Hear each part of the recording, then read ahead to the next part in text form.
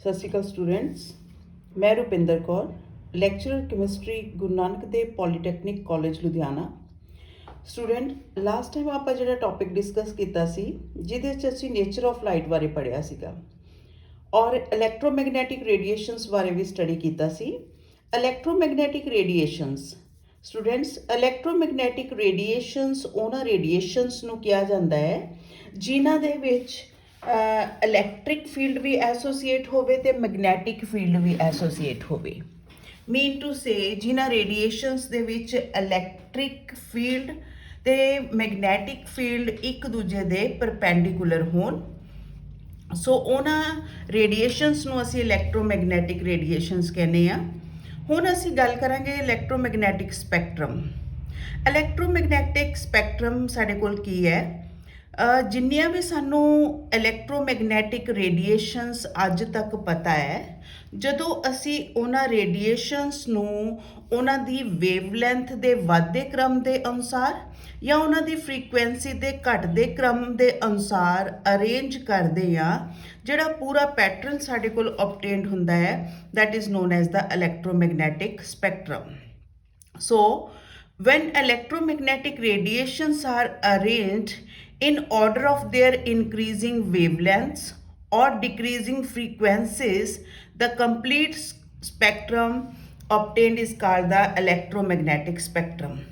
ਔਰ electromagnetic radiations ਅਸੀਂ ਕਿਹੜੀਆਂ ਗਈਆਂ ਸੀ? ਜਿਸ ਤਰ੍ਹਾਂ ਕਾਸਮਿਕ ਰੇ ਹੋਈਆਂ, gamma, X ray, ultraviolet ray, visible ray, infrared rays, microwave, radio wave, right. ਜਦੋਂ ਅਸੀਂ ਇਹਨਾਂ ਸਾਰੀਆਂ ਨੋਨ ਰੇਡੀਏਸ਼ਨਸ ਨੂੰ ਉਹਨਾਂ ਦੀ ਵੇਵਲੈਂਥ ਦੇ ਵੱਧਦੇ ਕ੍ਰਮ ਦੇ ਅਨੁਸਾਰ ਜਾਂ ਉਹਨਾਂ ਦੀ ਫ੍ਰੀਕੁਐਂਸੀ ਦੇ ਘਟਦੇ ਕ੍ਰਮ ਦੇ ਅਨੁਸਾਰ, ਕਿਉਂਕਿ ਵੇਵਲੈਂਥ ਔਰ ਫ੍ਰੀਕੁਐਂਸੀ ਇੱਕ ਦੂਜੇ ਦੇ ਇਨਵਰਸਲੀ ਪ੍ਰਪੋਰਸ਼ਨਲ ਹੁੰਦੀਆਂ ਹੈ। ਜੇ ਇੱਧਰ ਤੋਂ ਅਸੀਂ ਲੈਫਟ ਟੂ ਰਾਈਟ ਮੂਵ ਕਰਦੇ ਹੋਏ ਵੇਵਲੈਂਥ ਵੱਧਦੀ ਜਾਂਦੀ ਹੈ ਤਾਂ ਡੈਫੀਨੇਟਲੀ ਫ੍ਰੀਕੁਐਂਸੀ ਘਟਦੀ ਜਾਊਗੀ। ਇੱਥੇ ਵੇਵਲੈਂਥ ਨੂੰ ਮੈਂ ਅਪਵਰਡ ਡਾਇਰੈਕਟਿੰਗ ਐਰੋ ਨਾਲ ਦਿਖਾਇਆ ਤੇ ਫ੍ਰੀਕੁਐਂਸੀ ਨੂੰ ਡਾਊਨਵਰਡ ਡਾਇਰੈਕਟਿੰਗ ਐਰੋ ਦੇ ਨਾਲ ਦਿਖਾਇਆ। ਔਰ ਆ ਜਿਹੜਾ ਸਾਡੇ ਕੋਲ ਪੂਰਾ ਅਰੇਂਜਮੈਂਟ obtain ਕਰਦੇ ਅਸੀਂ, ਇਹਨੂੰ ਅਸੀਂ ਕਹਿੰਦੇ ਹਾਂ ਇਲੈਕਟ੍ਰੋਮੈਗਨੈਟਿਕ ਸਪੈਕਟਰਮ। ਔਰ ਇਹਨਾਂ ਦੇ ਵਿੱਚ ਸਾਰਿਆਂ ਨਾਲ ਪਹਿਲੇ ਨੰਬਰ 'ਤੇ ਜਿਹੜੀਆਂ ਰੇਜ਼ ਆਉਂਦੀਆਂ, ਕਾਸਮਿਕ ਰੇ, ਫਿਰ ਗਾਮਾ ਰੇਜ਼ ਆ ਗਈਆਂ ਸਾਡੇ ਕੋਲ, ਫਿਰ ਐਕਸ ਰੇਜ਼ ਆ ਗਈਆਂ, ਉਸ ਤੋਂ ਬਾਅਦ ਅਲਟਰਾਵਾਇਲਟ ਰੇਜ਼ ਆ ਗਈਆਂ। ਅਲਟਰਾਵਾਇਲਟ ਰੇਜ਼ ਤੋਂ ਬਾਅਦ ਵਿਜ਼ੀਬਲ ਸਪੈਕਟਰਮ ਆਉਂਦਾ, ਵਿਜ਼ੀਬਲ ਰੇਜ਼ ਆਉਂਦੀ ਹੈ। ਔਰ ਵਿਜ਼ੀਬਲ ਰੇਜ਼ ਜਿਹੜੀਆਂ ਹੈ ਸਾਡੇ ਕੋਲ, ਇਹ ਵਿਜ਼ੀਬਲ ਪਾਰਟ ਜਿਹੜਾ ਹੈ ਇਹਦੇ ਵਿੱਚ ਸਾਡੇ ਕੋਲ ਇਹ ਫਰਦਰ ਜਿਹੜਾ ਹੈ ਵਿਜ਼ੀਬਲ ਪਾਰਟ, ਇਹ ਫਰਦਰ ਇਹ ਪਾਰਟ ਜਿਹੜਾ ਹੈ ਇਹ ਸਾਡੇ ਕੋਲ 7 ਕਲਰ ਦਾ ਬਣਿਆ ਹੋਇਆ, ਜਿਹਨੂੰ ਅਸੀਂ ਵਿਬਗਿਓਰ ਕਵਾਂਗੇ। V for violet, indigo, blue, green, yellow, orange and red. ਇਸ ਤੋਂ ਬਾਅਦ ਜਿਹੜੀਆਂ ਵੇਵ ਸਾਡੇ ਕੋਲ ਆਉਂਦੀਆਂ ਉਹ ਆਉਂਦੀ ਹੈ ਜੀ ਸਾਡੇ ਕੋਲ infrared waves, microwave and radio waves. So ਇਹ ਜਿਹੜਾ ਪੂਰਾ ਪੈਟਰਨ ਸਾਡੇ ਕੋਲ ਆਉਂਦਾ ਹੈ, ਇਸ ਪੈਟਰਨ ਨੂੰ ਅਸੀਂ ਕਹਿੰਦੇ ਹਾਂ ਇਲੈਕਟ੍ਰੋਮੈਗਨੈਟਿਕ ਸਪੈਕਟਰਮ। ਔਰ ਇਸ ਸਾਡੇ ਕੋਲ ਵਿਜ਼ੀਬਲ ਰੀਜਨ ਜਿਹੜਾ ਹੈ ਇਹਦੇ ਵਿੱਚ ਰੇਡੀਏਸ਼ਨਸ ਦੀ ਜਿਹੜੀ ਸਾਡੇ ਕੋਲ ਵੇਵਲੈਂਥ ਹੈ ਉਹ 3800 ਔਂਗਸਟਰਮ ਤੋਂ ਲੈ ਕੇ 7600 ਔਂਗਸਟਰਮ ਤੱਕ ਲਾਈ ਕਰਦੀ ਹੈ। ਸੋ ਇਹ ਦਿਸ hole arrangement is known as the electromagnetic spectrum. So electromagnetic spectrum ਤੋਂ ਬਾਅਦ ਅਸੀਂ ਇੱਕ ਟੌਪਿਕ ਹੋਰ ਡਿਟੇਲ ਦੇ ਵਿੱਚ ਡਿਸਕਸ ਕਰਨਾ ਹੈ, that is the spectrum. Spectrum ਕਿੰਨਾ ਕੁ ਹੁੰਦਾ ਹੈ, ਕਿ ਕਿਸ ਚੀਜ਼ ਨੂੰ ਅਸੀਂ ਸਪੈਕਟਰਮ ਕਹਿੰਦੇ ਆ। ਜੇ ਅਸੀਂ ਸਪੈਕਟਰਮ ਦਾ ਕਨਸੈਪਟ ਸਮਝਣਾ ਹੋਵੇ ਤਾਂ ਇਹਦੇ ਵਾਸਤੇ ਤੁਸੀਂ ਰੇਨਬੋ ਦੀ ਐਗਜ਼ਾਮਪਲ ਲੈ ਸਕਦੇ ਹੋ ਕਿ ਜਦੋਂ ਬਾਰਿਸ਼ ਪੈਂਦੀ ਆ ਆਕਾਸ਼ ਦੇ ਉੱਤੇ ਦੇ ਵਿੱਚ ਇੱਕ ਸਤਰੰਗੀ ਪਿੰਗ ਬਣਦੀ ਆ, ਉਹ 7 ਰੰਗਾਂ ਦੀ ਪੱਟੀ ਨੂੰ ਅਸੀਂ ਸੋਲਰ ਸਪੈਕਟਰਮ ਦਾ ਨਾਮ ਦੇ ਸਕਦੇ ਹਾਂ। ਕਿ ਜਦੋਂ ਸੂਰਜ ਦੀਆਂ ਕਿਰਨਾਂ ਬਾਰਿਸ਼ ਦੀਆਂ ਬੂੰਦਾਂ ਦੇ ਵਿੱਚੋਂ ਲੰਘਦੀਆਂ ਤਾਂ ਉਹ ਕਿਰਨਾਂ ਦੇ ਵਿੱਚ ਜਿਹੜੀਆਂ ਅਲੱਗ-ਅਲੱਗ ਫ੍ਰੀਕੁਐਂਸੀ ਦੀਆਂ ਰੇਡੀਏਸ਼ਨ ਹੈ ਉਹ ਅਲੱਗ-ਅਲੱਗ ਐਂਗਲ ਤੇ ਬੈਂਡ ਹੁੰਦੀਆਂ, ਜਿਹਦੇ ਕਰਕੇ ਉਹ ਰੇਡੀਏਸ਼ਨ ਇੱਕ ਦੂਜੇ ਨਾਲੋਂ ਸੈਪਰੇਟ ਆਊਟ ਹੋ ਜਾਂਦੀਆਂ ਔਰ ਸਾਨੂੰ ਪਰਦੇ ਦੇ ਉੱਤੇ ਇੱਕ ਪੈਟਰਨ ਬਣਾਉਂਦੀਆਂ। ਉਸ ਪੈਟਰਨ ਨੂੰ ਅਸੀਂ ਕਹਿੰਦੇ ਹਾਂ ਸਪੈਕਟਰਮ ਜਾਂ ਸੋਲਰ ਸਪੈਕਟਰਮ। ਔਰ ਇਹਨਾਂ ਰੇਡੀਏਸ਼ਨ ਦਾ ਪ੍ਰਿਜ਼ਮ ਦੇ ਵਿੱਚੋਂ ਦੀ ਜਾਂ ਬਾਰਿਸ਼ ਦੀਆਂ ਬੂੰਦਾਂ ਦੇ ਵਿੱਚੋਂ ਦੀ ਪਾਸ ਹੋਣ ਤੋਂ ਬਾਅਦ 7 ਰੰਗਾਂ ਦੀ ਪੱਟੀ ਦੇ ਵਿੱਚ ਟੁੱਟਣਾ, that is known as the dispersion। So first of all ਜਿਹੜੀ ਚੀਜ਼ ਮੈਂ ਤੁਹਾਡੇ ਨਾਲ ਡਿਸਕਸ ਕਰਨ ਲੱਗੀ ਹਾਂ, ਸੋਲਰ ਸਪੈਕਟਰਮ ਅਸੀਂ ਕਿਹਨੂੰ ਕਹਿੰਦੇ ਆ? A beam of white light on passing through the prism get dispersed, that is separated into different colors. This assemblage of color is known as the spectrum। ਸੂਰਜ ਦੀ ਕਿਰਨ ਜਦੋਂ ਕਿਸੇ ਪ੍ਰਿਜ਼ਮ ਤੋਂ ਪਾਸ ਹੋਣ ਤੋਂ ਬਾਅਦ ਇੱਕ 7 ਰੰਗਾਂ ਦੀ ਪੱਟੀ ਦੇ ਵਿੱਚ ਟੁੱਟ ਜਾਂਦੀ ਆ, ਉਸ ਪੱਟੀ ਨੂੰ ਅਸੀਂ ਸਪੈਕਟਰਮ ਕਹਿੰਦੇ ਆ। ਔਰ ਇਸ ਤਰ੍ਹਾਂ ਲਾਈਟ ਦਾ 7 ਰੰਗਾਂ ਦੇ ਵਿੱਚ ਟੁੱਟਣਾ, ਉਸ ਪ੍ਰੋਸੈਸ ਨੂੰ ਅਸੀਂ ਕਹਿੰਦੇ ਆ ਡਿਸਪਰਸ਼ਨ। ਔਰ ਇਹਨਾਂ ਨੂੰ ਸਪੈਕਟਰਮਸ ਨੂੰ ਪੜ੍ਹਨ ਵਾਸਤੇ ਸਾਇੰਸ ਦੀ ਇੱਕ ਅਲੱਗ ਬ੍ਰਾਂਚ ਬਣਾਈ ਗਈ ਹੈ, ਜਿਹਨੂੰ ਅਸੀਂ ਕਹਿੰਦੇ ਆ spectroscopy. What is spectroscopy? The branch of science dealing with the study of spectra is called the spectroscopy। ਸੋ ਜਿਹੜੀ ਸਾਇੰਸ ਦੀ ਬ੍ਰਾਂਚ ਦੇ ਵਿੱਚ ਸਿਰਫ ਅਸੀਂ ਚੀਜ਼ਾਂ ਦੇ ਸਪੈਕਟਰਮ ਹੀ ਸਟੱਡੀ ਕਰਦੇ ਆ। ਸਪੈਕਟਰਮ ਬਹੁਤ ਤਰ੍ਹਾਂ ਦੇ ਹੁੰਦੇ ਆ, ਜਿਵੇਂ ਜਿਵੇਂ ਤੁਸੀਂ ਵੱਡੇ ਹੁੰਦੇ ਜਾਓਗੇ ਤੁਹਾਨੂੰ ਇਹਨਾਂ ਦੀ ਨੌਲੇਜ ਜਿਹੜੀ ਆ ਵੱਧਦੀ ਜਾਊਗੀ। ਸੋ ਸਪੈਕਟਰਮ ਜਿਹੜੀ ਬ੍ਰਾਂਚ ਸਾਇੰਸ ਦੀ ਬ੍ਰਾਂਚ ਦੇ ਵਿੱਚ ਅਸੀਂ ਸਪੈਕਟਰਮ ਬਾਰੇ ਸਟੱਡੀ ਕਰਦੇ ਆ, that is known as the spectroscopy. Spectra are broadly classified into two categories. One is emission spectra and second one is absorption spectra। emission spectra ਕੀ ਹੁੰਦਾ, absorption spectra ਕੀ ਹੁੰਦਾ, ਉਸ ਦੇ ਬਾਰੇ ਥੋੜਾ ਜਿਹਾ ਮੈਂ ਤੁਹਾਨੂੰ ਦੱਸ ਦਿੰਨੀ ਆ।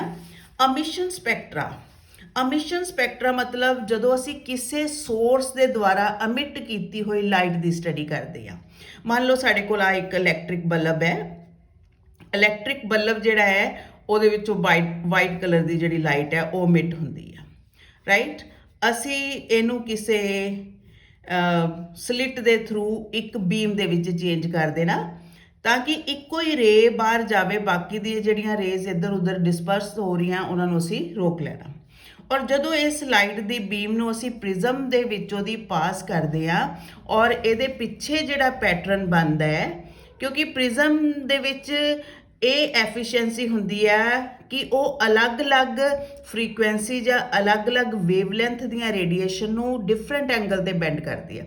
ਮੰਨ ਲਓ ਇਹ ਰੇਡੀਏਸ਼ਨ ਸਿੱਧੀ ਗਈ, ਰਾਈਟ, ਇਹ ਰੇਡੀਏਸ਼ਨ ਇੱਥੋਂ ਥੋੜੀ ਜਿਹੀ ਬੈਂਡ ਹੋਊਗੀ, ਦੈਨ ਹੋਰ ਬੈਂਡਿੰਗ, ਤਾਂ ਅਲੱਗ-ਅਲੱਗ ਰੇਡੀਏਸ਼ਨ ਅਲੱਗ-ਅਲੱਗ ਐਂਗਲ ਤੇ ਬੈਂਡ ਹੋਣ ਕਰਕੇ ਸਾਡੇ ਕੋਲ ਸਾਰੇ ਕਲਰ ਦੀਆਂ ਰੇਡੀਏਸ਼ਨ ਇੱਕ ਦੂਜੇ ਨਾਲੋਂ ਵੱਖਰੀਆਂ ਹੋ ਜਾਂਦੀ ਹੈ, ਰਾਈਟ। ਜਿਵੇਂ ਤੁਸੀਂ ਬਚਪਨ ਦੇ ਵਿੱਚ ਦੇਖਿਆ ਹੋਣਾ ਕਿ ਜਿਹੜੀ ਤੁਹਾਨੂੰ ਸਮਝਾਇਆ ਜਾਂਦਾ ਸੀ ਕਿ ਜਿਹੜੀ ਚਿੱਟੀ ਰੰਗ ਦੀ ਲਾਈਟ ਹੈ ਉਹ 7 ਰੰਗਾਂ ਦੀ ਬਣੀ ਹੁੰਦੀ ਆ। ਉਹਨੂੰ ਸਮਝਾਉਣ ਵਾਸਤੇ ਇੱਕ ਵੀਲ ਲੈਂਦੇ ਸੀ, ਉਸ ਵੀਲ ਦੇ ਵਿੱਚ 7 ਕਲਰ ਦੀਆਂ ਪੱਟੀਆਂ ਬਣੀਆਂ ਹੁੰਦੀਆਂ ਸੀ ਔਰ ਜਦੋਂ ਇਸ ਵੀਲ ਨੂੰ ਤੇਜ਼ੀ ਨਾਲ ਘੁਮਾਇਆ ਜਾਂਦਾ ਸੀ ਤਾਂ ਤੁਹਾਨੂੰ ਸਿਰਫ ਇੱਕੋ ਹੀ ਚਿੱਟਾ ਰੰਗ ਹੀ ਦਿਸਦਾ ਸੀਗਾ। ਸੋ ਇਸੇ ਤਰ੍ਹਾਂ ਜਿਹੜੀ ਵਾਈਟ ਲਾਈਟ ਹੈ ਜਿਹੜੀ ਕਿਸੇ ਸੋਰਸ ਦੇ ਦੁਆਰਾ ਅਮਿਟ ਕੀਤੀ ਜਾਂਦੀ ਹੈ, ਜਦੋਂ ਅਸੀਂ ਉਹਨੂੰ ਪ੍ਰਿਜ਼ਮ ਦੇ ਵਿੱਚੋਂ ਦੀ ਪਾਸ ਕਰਦੇ ਹਾਂ ਤਾਂ ਆਪਣੀਆਂ ਉਹਦੇ ਵਿੱਚੋਂ ਦੀ ਪਾਸ ਕਰਨ ਤੋਂ ਅਲੱਗ-ਅਲੱਗ ਫ੍ਰੀਕੁਐਂਸੀ ਦੀਆਂ ਰੇਡੀਏਸ਼ਨ ਇੱਕ ਦੂਜੇ ਨਾਲੋਂ ਅਲੱਗ-ਅਲੱਗ ਹੋ ਜਾਂਦੀਆਂ, ਰਾਈਟ। ਸੋ ਜਿਹੜਾ ਇਸ ਤੋਂ ਬਾਅਦ ਸਾਡੇ ਕੋਲ ਪੈਟਰਨ ਆਉਂਦਾ ਹੈ, ਇਸ ਪੈਟਰਨ ਨੂੰ ਅਸੀਂ ਕੀ ਕਹਿੰਦੇ ਹਾਂ, this is known as spectrum, right. ਔਰ ਜਦੋਂ ਵਾਈਟ ਲਾਈਟ ਪ੍ਰਿਜ਼ਮ ਦੇ ਵਿੱਚੋਂ ਦੀ ਪਾਸ ਹੋ ਕੇ 7 ਰੰਗ ਦੀ ਪੱਟੀ ਦੇ ਵਿੱਚ ਟੁੱਟਦੀ ਹੈ, and this process is known as the dispersion of light, right. So ਇਸ ਸਪੈਕਟਰਮ ਦੇ ਵਿੱਚ, ਇਸ ਪ੍ਰੋਸੈਸ ਦੇ ਵਿੱਚ ਅਸੀਂ ਕਿਸੇ ਸੋਰਸ ਦੇ ਦੁਆਰਾ ਅਮਿਟ ਕੀਤੀ ਹੋਈ ਲਾਈਟ ਦੀ ਸਟੱਡੀ ਕੀਤੀ ਹੈ। That's why this spectrum is known as the emission spectrum, right. emission spectrum। ਹੁਣ emission spectrum ਨੂੰ ਅਸੀਂ ਕਿਸੇ ਹੋਰ ਐਗਜ਼ਾਮਪਲ ਦੇ ਥਰੂ ਵੀ ਜੇ ਸਮਝਾਉਣਾ ਚਾਹੀਏ, ਇਹ ਤਾਂ ਸੀਗਾ ਜੀ ਨਾਰਮਲ ਬਲਬ ਜਿਹੜਾ ਅਸੀਂ ਵਾਈਟ ਲਾਈਟ ਵਾਸਤੇ ਯੂਜ਼ ਕਰਦੇ ਹਾਂ। ਤੁਸੀਂ ਸਾਰਿਆਂ ਨੇ ਸੋਡੀਅਮ ਲੈਂਪ ਸੁਣਿਆ ਹੋਊਗਾ, that is sodium lamp. Sodium lamp ਇਹ ਨਾਰਮਲੀ ਸਟਰੀਟ ਲਾਈਟ ਦੇ ਤੌਰ ਤੇ ਯੂਜ਼ ਕੀਤੇ ਜਾਂਦੇ ਆ, ਜਾਂ ਕਈ ਵਾਰ ਮੈਰਿਜਸ ਦੇ ਵਿੱਚ ਜਦੋਂ ਬਰਾਤ ਜਾਂਦੀ ਹੁੰਦੀ ਆ ਉਸ ਦੇ ਦੌਰਾਨ ਵੀ ਸੋਡੀਅਮ ਲੈਂਪ ਯੂਜ਼ ਕੀਤੇ ਜਾਂਦੇ ਆ। ਜਿਹੜੇ ਸੋਡੀਅਮ ਲੈਂਪ ਹੈ ਦੇ give yellow colour light, right. ਮੰਨ ਲਓ ਅਸੀਂ ਇੱਕ ਟਿਊਬ ਲਿੱਤੀ, ਦੈਟ ਇਜ਼, ਔਰ ਉਸ ਟਿਊਬ ਦੇ ਵਿੱਚ ਅਸੀਂ ਸੋਡੀਅਮ ਦੇ ਵੇਪਰ ਭਰ ਲਏ। ਕਾਹਦੇ ਵੇਪਰ ਫਿਲ ਕੀਤੇ ਅਸੀਂ ਇਹਦੇ ਵਿੱਚ? ਸੋਡੀਅਮ ਦੇ ਵੇਪਰ, ਮਤਲਬ ਸੋਡੀਅਮ ਮੈਟਲ ਫਿਲ ਕੀਤੀ ਹੈ but in the form of ਵੇਪਰਸ।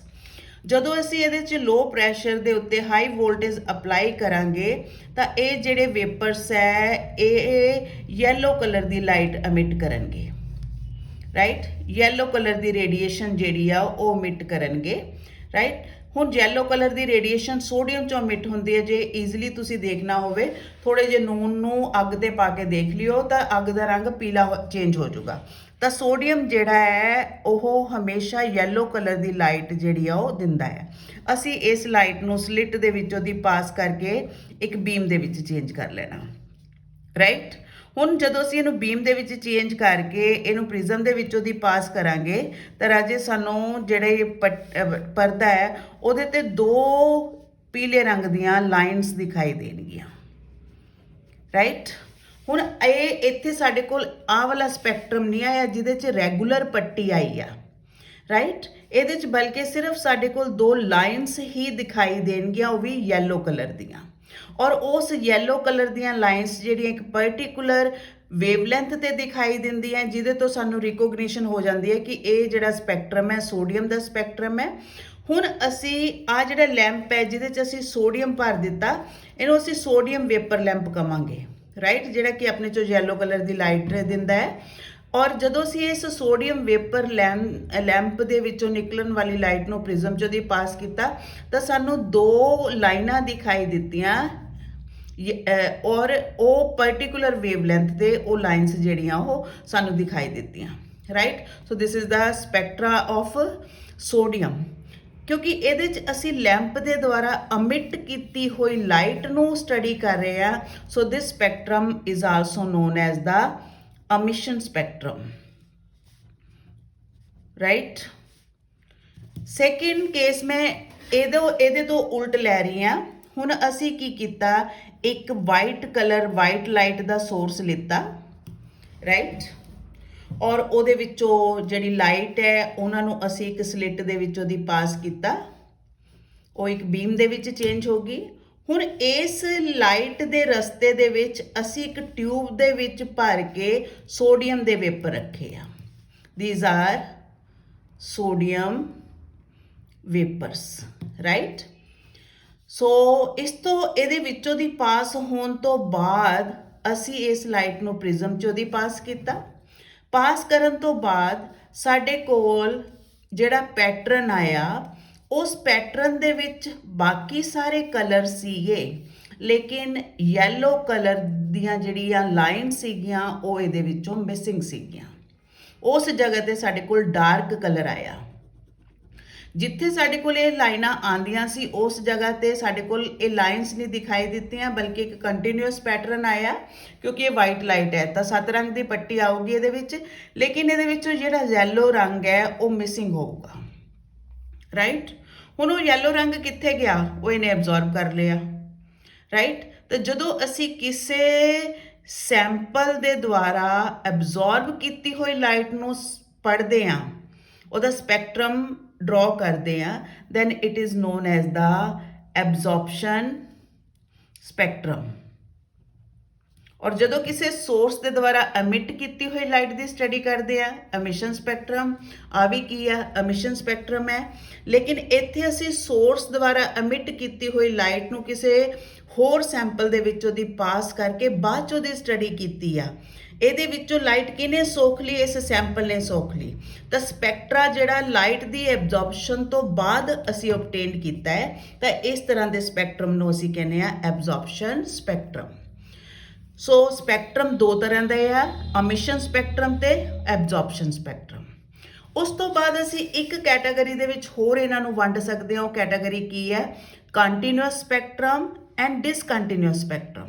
Continuous spectrum, ਜੇ ਤੁਹਾਡੇ ਕੋਲ ਸਪੈਕਟਰਮ ਇੱਦਾਂ ਦਾ ਹੋਵੇ, ਬਿਲਕੁਲ ਇੱਕ ਬੈਂਡ ਦੂਸਰੀ ਬੈਂਡ ਦੇ ਵਿੱਚ ਮਰਜ ਕੀਤੀ ਹੋਈ ਆਵੇ, ਸਾਨੂੰ ਕੋਈ ਵੀ ਡਾਰਕਨੈਸ ਜਾਂ ਕਿਤੇ ਵੀ ਡਿਸਕੰਟੀਨਿਊਟੀ ਨਾ ਦਿਖਾਈ ਦੇਵੇ, ਇੱਦਾਂ ਦੇ ਸਪੈਕਟਰਮ ਨੂੰ ਅਸੀਂ ਕਹਿੰਦੇ ਹਾਂ ਕੰਟੀਨਿਊਅਸ ਸਪੈਕਟਰਮ।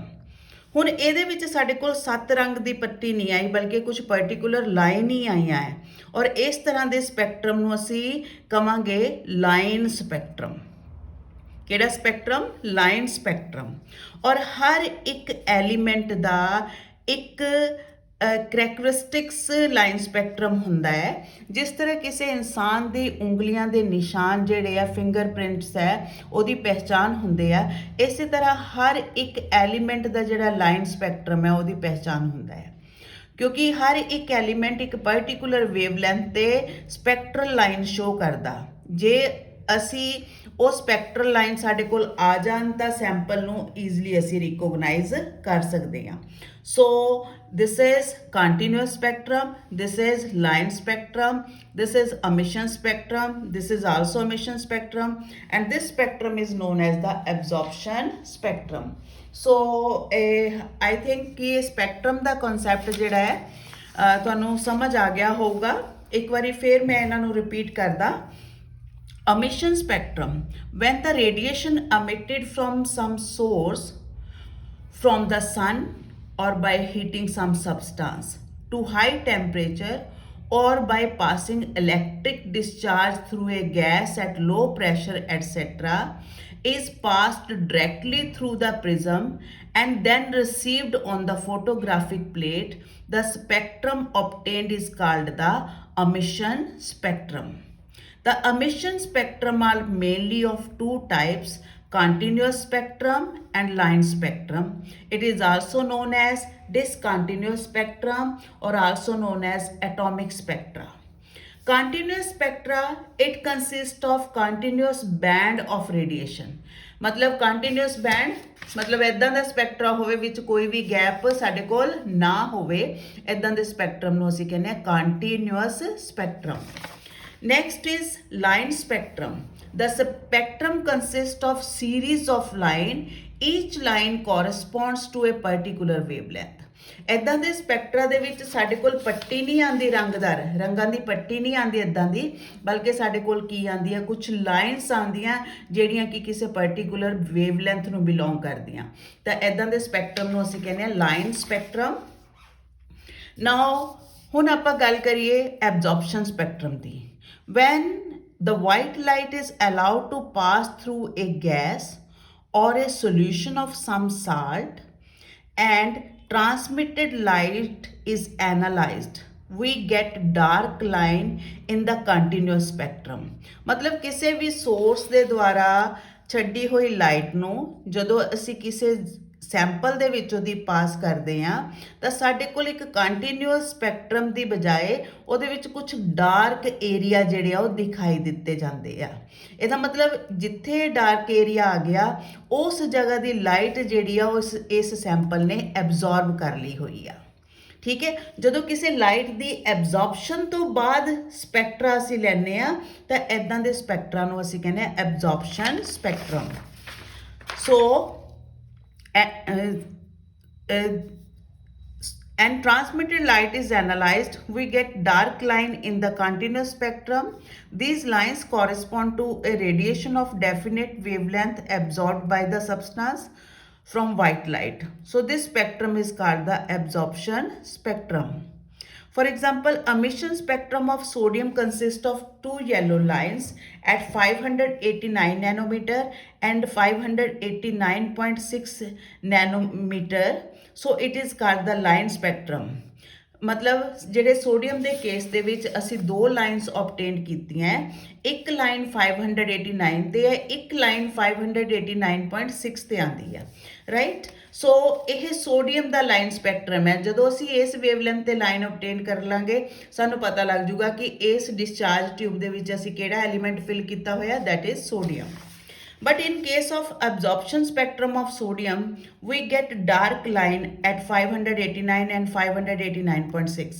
ਹੁਣ ਇਹੋ ਜੇ ਅਸੀਂ ਸਪੈਕਟਰਮ ਕੰਟੀਨਿਊਸ ਲਈਏ ਤਾਂ 589 and 589.6 ਦੇ ਉੱਤੇ ਸਾਨੂੰ ਕੀ ਦਿਖਾਈ ਦੇਣਗੀਆਂ, ਡਾਰਕ ਲਾਈਨਾਂ ਦਿਖਾਈ ਦੇਣਗੀਆਂ। ਤਦ ਅਸੀਂ ਇਸ ਸਪੈਕਟਰਾ ਨੂੰ ਕਵਾਂਗੇ ਐਬਜ਼ੌਰਪਸ਼ਨ ਸਪੈਕਟਰਾ, ਲੇਕਿਨ ਇੱਥੇ ਅਸੀਂ ਇਸ ਸਪੈਕਟਰਾ ਨੂੰ ਕੀ ਕਵਾਂਗੇ, ਅਮਿਸ਼ਨ ਸਪੈਕਟਰਮ, ਰਾਈਟ ਸਟੂਡੈਂਟਸ। ਸੋ ਇਹ ਬੇਸਿਕਲੀ ਦੋ ਤਰ੍ਹਾਂ ਦੇ ਸਪੈਕਟਰਮ ਹੈ, ਅਮਿਸ਼ਨ ਸਪੈਕਟਰਮ ਐਂਡ ਐਬਜ਼ੌਰਪਸ਼ਨ ਸਪੈਕਟਰਮ। ਤੁਸੀਂ ਇਹਨਾਂ ਬਾਰੇ ਕੁਝ ਜ਼ਿਆਦਾ डिटेल ਦੇ ਵਿੱਚ ਨਹੀਂ ਪੜ੍ਹਨਾ, ਆ ਮੈਂ ਕੁਝ ਦੱਸਿਆ ਹੋਇਆ। This spectrum is continuous spectrum. Regular light ਹੈ, ਵਾਈਟ ਲਾਈਟ ਹੈ, ਅਸੀਂ ਸਲਿਟ 'ਚੋਂ ਦੀ ਪਾਸ ਕਰਕੇ ਇਹਨੂੰ ਬੀਮ 'ਚੋਂ ਚੇਂਜ ਕਰ ਲਿਆ, ਬੀਮ 'ਚੋਂ ਚੇਂਜ ਕਰਕੇ ਪ੍ਰਿਜ਼ਮ 'ਚੋਂ ਪਾਸ ਕੀਤਾ, ਫੋਟੋਗ੍ਰਾਫਿਕ ਪਲੇਟ ਸਾਹਮਣੇ ਰੱਖੀ ਤਾਂ ਸਾਨੂੰ ਵਾਈਟ ਲਾਈਟ ਦੇ ਵਿੱਚ ਆਹ 7 ਰੰਗ ਦੀ ਪੱਟੀ ਦਿਖਾਈ ਦਿੱਤੀ, VIBGYOR, VIBGYOR. Violet, indigo, blue, green, yellow, orange, red, ਇਹ ਕਲਰ ਦਿਖਾਈ ਦਿੱਤੇ। Then emission spectrum of sodium. ਆ ਸੋਡੀਅਮ ਬਾਰੇ ਦੱਸਿਆ ਹੈ ਮੈਂ। ਮੰਨ ਲਓ ਸਾਡੇ ਕੋਲ ਅਸੀਂ ਕੀ ਕੀਤਾ ਹੈ, ਆਹ ਇੱਕ ਕੈਂਡਲ ਹੈ, ਕੈਂਡਲ ਦੇ ਵਿੱਚ ਅਸੀਂ ਇੱਕ ਗਲਾਸ ਰੋਡ ਦੇ ਉੱਤੇ ਲਗਾ ਕੇ ਸੋਡੀਅਮ ਮਤਲਬ ਨੂਨ ਲਗਾਤਾ। ਠੀਕ ਹੈ, ਸੋ ਨੂਨ ਲਗਾਇਆ ਤਾਂ ਫਲੇਮ ਦਾ ਰੰਗ ਕੀ ਹੋ ਗਿਆ, ਯੈਲੋ ਹੋ ਗਿਆ। ਇਸ ਦੇ ਵਿੱਚੋਂ ਯੈਲੋ ਨਿਕਲਣ ਵਾਲੀ ਜਿਹੜੀ ਲਾਈਟ ਹੈ ਉਹਨੂੰ ਸਲਿਟ ਚੋਂ ਦੀ ਪਾਸ ਕੀਤਾ, ਫਿਰ ਪ੍ਰਿਜ਼ਮ ਚੋਂ ਦੀ ਪਾਸ ਕੀਤਾ। ਇੱਧਰ ਫੋਟੋਗ੍ਰਾਫਿਕ ਪਲੇਟ ਤੇ ਸਾਨੂੰ ਦੋ ਲਾਈਨਸ ਆਈਆਂ, ਇੱਕ 589.6 ਔਂਗਸਟ੍ਰਮ ਦੇ ਉੱਤੇ ਆਈ ਹੈ ਤੇ ਦੂਸਰੀ 5890 ਔਂਗਸਟ੍ਰਮ ਤੇ। So this is the line spectrum of sodium and this spectrum here is known as the emission spectrum. Now absorption spectrum ਦੇ ਕੇਸ ਦੇ ਵਿੱਚ ਅਸੀਂ ਕੀ ਕੀਤਾ ਹੈ, ਇੱਕ ਸਨਲਾਈਟ ਹੀ ਸਪੋਜ਼ ਅਸੀਂ ਲੈ ਲਈ, ਇਹਨੂੰ ਸਲਿਟ ਚੋਂ ਦੀ ਪਾਸ ਕੀਤਾ, ਉਹਦੇ ਰਸਤੇ ਦੇ ਵਿੱਚ ਅਸੀਂ ਨਮਕ ਦਾ ਘੋਲ ਬਣਾ ਕੇ ਰੱਖ ਦਿੱਤਾ। ਜਦੋਂ ਇਹ ਲਾਈਟ ਇਸ ਨਮਕ ਦੇ ਘੋਲ ਦੇ ਵਿੱਚੋਂ ਦੀ ਪਾਸ ਹੋਈ, ਪ੍ਰਿਜ਼ਮ ਚੋਂ ਦੀ ਪਾਸ ਹੋਈ, ਬਾਕੀ ਸਾਰਾ ਸਪੈਕਟਰਾ ਵਿਬ ਗਿਓਰ ਵਾਲਾ ਹੀ ਆਇਆ, ਲੇਕਿਨ 589.6 ਔਂਗਸਟ੍ਰਮ ਤੇ 5890 ਔਂਗਸਟ੍ਰਮ 5890 ਔਂਗਸਟ੍ਰਮ 5896 ਔਂਗਸਟ੍ਰਮ ਤੇ ਸਾਨੂੰ ਕੁਝ ਡਾਰਕ ਲਾਈਨਾਂ ਜਿਹੜੀਆਂ ਉਹ ਦਿਖਾਈ ਦਿੱਤੀਆਂ ਹੈ। ਠੀਕ, ਇੱਥੇ ਹੁਣ ਕਿਸੇ ਸੋਰਸ, ਕਿਸੇ ਸੈਂਪਲ ਦੁਆਰਾ ਐਬਜ਼ੌਰਬ ਕੀਤੀ ਹੋਈ ਲਾਈਟ ਦੀ ਅਸੀਂ ਸਟੱਡੀ ਕੀਤੀ ਹੈ, ਇਸ ਕਰਕੇ ਇਹਨੂੰ ਅਸੀਂ ਐਬਜ਼ੌਰਪਸ਼ਨ ਸਪੈਕਟਰਮ ਕਵਾਂਗੇ, ਇਹਨੂੰ ਅਸੀਂ ਕਵਾਂਗੇ ਐਮਿਸ਼ਨ ਸਪੈਕਟਰਮ। ਸੋ ਇਹਨਾਂ ਦੋਨਾਂ ਦਾ ਡਿਫਰੈਂਸ ਕਾਫੀ ਇੰਪੋਰਟੈਂਟ ਹੈ, differences between emission spectrum and absorption. So emission spectrum, it is produced by the analysis of radiant energy emitted by an excited substance. It is produced when white light is passed through the substance and transmitted light is analyzed by spectroscopy. It consists of some bright lines separated by dark spaces and it consists of dark lines, otherwise it is continuous spectrum. Right, so these are the two basic differences between emission spectrum and absorption spectrum. So so ये topic काफी important है student. So what is the spectrum, explain different types of spectrum, and then एक question ਇਹਦੇ ਚੋਂ ਆ ਸਕਦਾ, write the differences between emission spectrum and absorption spectrum. Thank you students.